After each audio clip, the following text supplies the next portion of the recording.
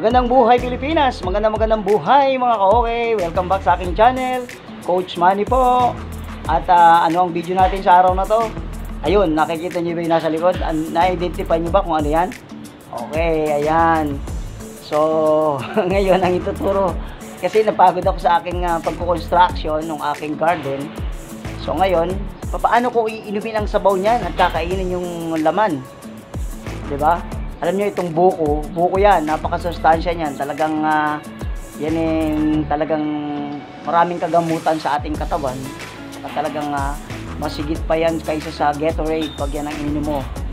Kaya napaka-refreshing ng sabaw ng buko.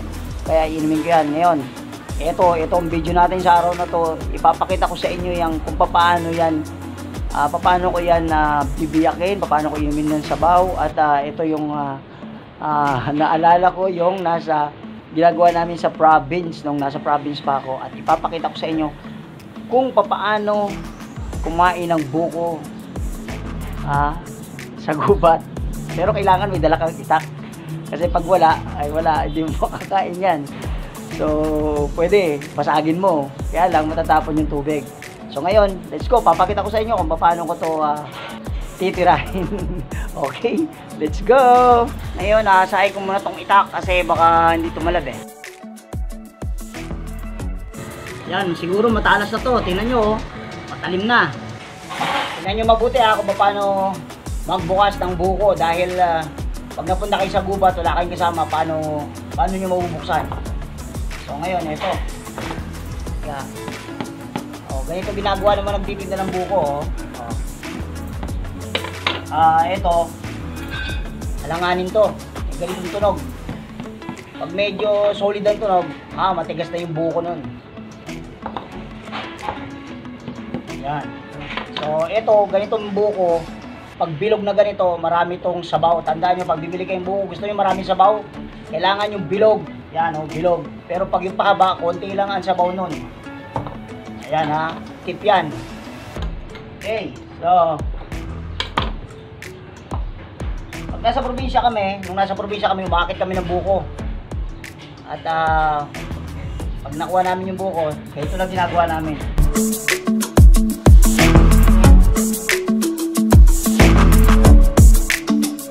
Hindi na ako marunong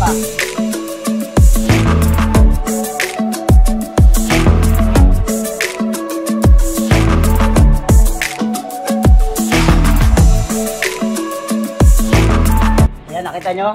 Yan yan, butas na. Inumin ko na yung sabaw nito. Sarap nito, wow. Yung dulo ng itak para malinis, yun yan. Yan, malinis na yan.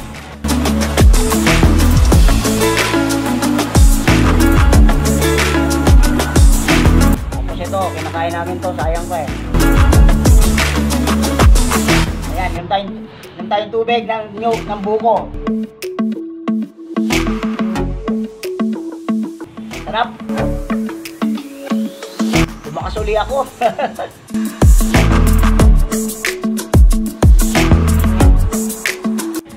Napakasustansya ng buko, grabe. Kaya yung mga batang probinsya, lalakas ang katawan, tsaka matibay sa sakit, gawa nitong kakaakyat ng buko. Kakaakyat ng buko ng may buko. At ayun. Pero naranasan ko dati, hindi pa kami marunong umakyat, binato na lang namin ng binato. Nakapagpalaglag naman kami. Napaka-refreshing talaga ng buko.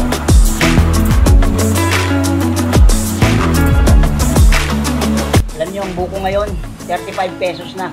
Napakamahal, pero sa province mura lang to. Kaya lang, mahal pa masahe papunta sa probinsya eh.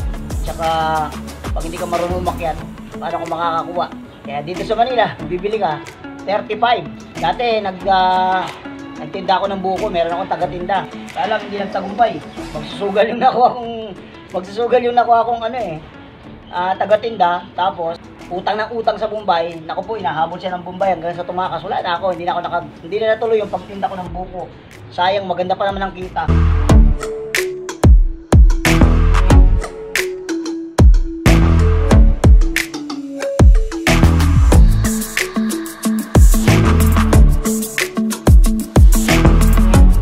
Daming sabaw, hindi ko kayang ubusin.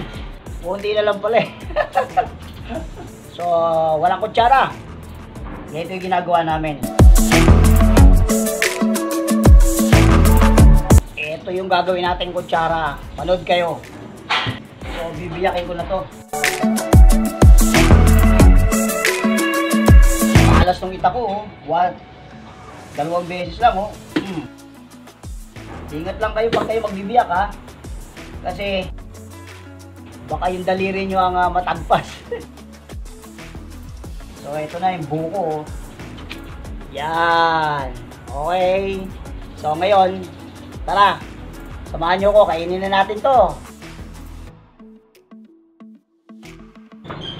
Ito na. Oh, sabi ko sa inyo, di ba? Alanganin.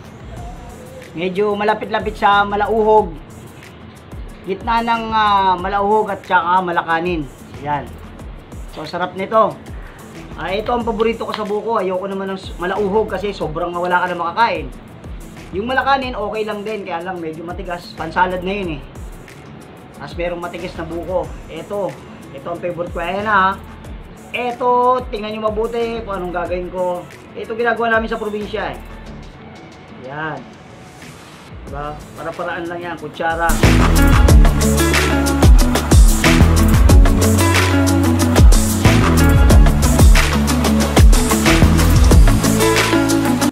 Alam niyo na gagawin nyo ngayon kapag napunta kayo sa probinsya at medyo hindi kayo marunong. Simple lang. Bawal ang maarte. Pag kumarte-arte ka, hindi ka makakakaya inom ng sabaw ng buko tsaka makakakain ng laman. Okay na oh. Yan. Hey! Woo! Sarap dito. Naalala ko tuloy nung nandun pa kami sa province. Pag wala kaming makain, gugutom, buko akyat. Kaya lang, hindi na ako makakakyat ngayon sa buko. Hindi ko na kaya. Pag umuwi kami sa province, umuupa na lang kami ng taga-akyat o kaya yung taga-kuha. Taga-alabas. Sarap. Alam mo, masarap ang buko pag nilagyan ng sugar at saka gatas. Pero ganito, mas masarap yung ganito, natural. Parang nawala yung pagod ko, lumakas uli ako.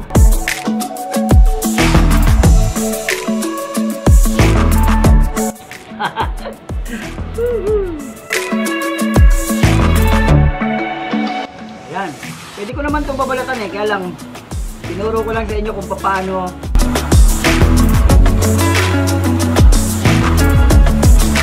sali mapunta sa province. Harap. Alam mo na gagawin nyo. Simple lang. Tumingin sabaw, tapyasan mo muna, tapyas lang. Hanggang makita mo na yung pinakang shell niya. Pag nakita mo yung shell, tapyasin mo pa uli. Tapos, tanggalin mo yung buko nakita mong yung pinakang cover. Tapos inumin mo na, nakita nyo naman, di ba? Tapos gawa kayong kutsara, tapos biyakin na. Ingat lang, baka maputo lang yung lalaki. Okay, kasi dati may nag-custom buko na puto lang yung lalaki.